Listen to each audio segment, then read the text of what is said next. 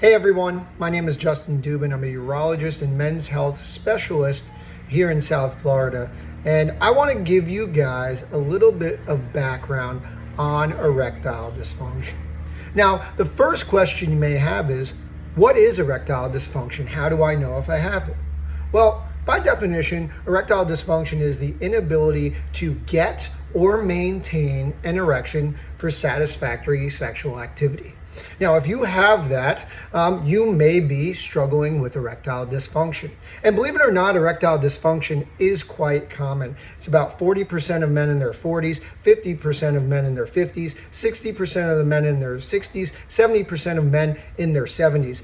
Overall, about 50% of men in their lives will have erectile dysfunction, and it is the most common sexual disorder that men face. How do I improve my erections just through lifestyle if I don't want to take any medications? Well, there's a lot of different things you can do, but the rule in general that we as urologists live by is that what's good for your heart is good for your penis, or what's good for your heart is good for your parts. And that really includes things like getting good sleep. Getting 7 to 8 hours of sleep really helps you keep your energy levels up. It helps you maintain good testosterone levels. So sleep is really critical. 2, I want you to eat healthier. Decrease processed foods, less fried foods, less fatty foods, high fruits, high vegetables. Things like the Mediterranean diet are really, really important for optimizing your health.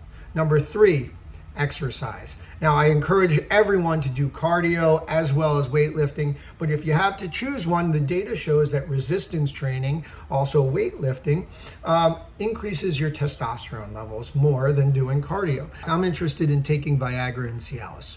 What's the difference? Now, both medications work very similarly. They're PDE5 inhibitors, and basically what they're doing is they're increasing the blood flow to your penis. It's not like in the movies where you pop a pill and then you just get an erection. That's not the case here.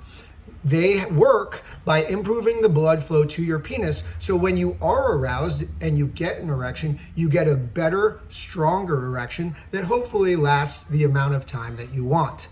So that's the most important thing to start.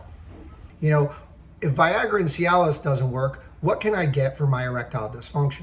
Well, fortunately, you have several options. Now, most commonly, the most common medications we use for erectile dysfunction are Viagra or Cialis. Now, if they don't work, you have other options. The next option is something called injections into your penis, intracavernosal injections. And you take a medicine 10 to 15 minutes before you want to engage in sexual activity, and using a skinny diabetic needle, you inject it into your penis, which will get you a satisfactory hard erection. Now, if you're not interested or you're scared of injecting things into your penis, there's another great option, and that is the penile implant. Now, the penile implant has a long history and it's very, very successful with high satisfaction.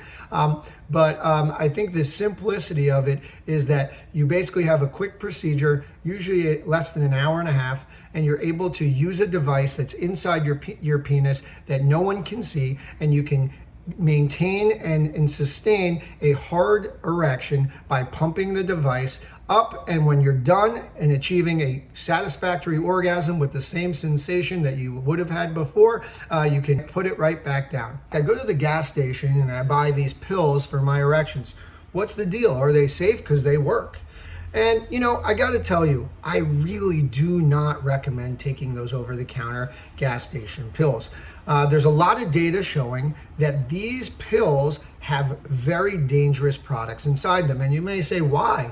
Well, these products are not FDA regulated. That means they can put whatever they want in them and not report it to anyone. And there is data showing that there's things such as like paint in them, Viagra and Cialis that are like 200 times the recommended dosage, and they can potentially be dangerous. I have had patients come in with serious problems from taking these medications, even just once.